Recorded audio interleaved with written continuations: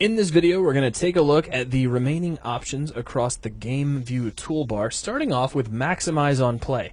Now, it's really kind of, the button already tells you exactly what it does. If we have this checked or activated and we hit play, the game view is going to maximize and get nice and big while we are playing.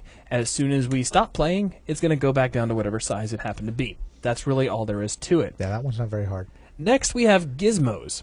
Now, if we take a look, let's jump over to the scene view real quick. So here we are in scene view, and let's take a look at our campfire. And here inside the campfire, we don't see our particles or anything, but we do see a little gizmo here for the light and for our little sound, our audio source, as well as an audio source on the player. If we look out here in the distance, we can see our wind. Now, if I jump back over to Game View, switch on gizmos, and hit play, we now see those gizmos right here inside the game view as well.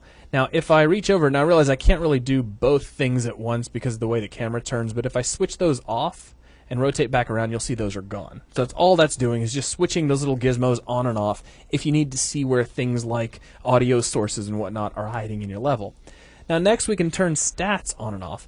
And stats do exactly what you'd think they do. It turns on a series of statistics that can help you figure out kind of the overall performance of your game. How many frames per second you're getting, how many draw calls you're using, all kinds of information about how many textures are being used, and so on and so forth. So it's kind of your base level way to see how expensive or how easy or hard to run your game might be. This is an awesome tool for when you get into the performance optimization part of your level. When you're building, you're adding terrain, and you're trying to decide how complex your terrain is going to be vice performance. So you can sit there and you can make your terrain detail 2000 by 48, 2000 by 48. You jump in and realize, wow, it's running at 8 frames a second. So that's not really going to cut it.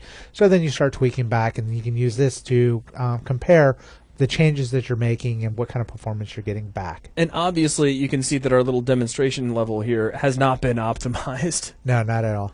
But that's a quick look at the functions that exist across the top of the game toolbar, which is going to wrap up this video. Thanks a lot.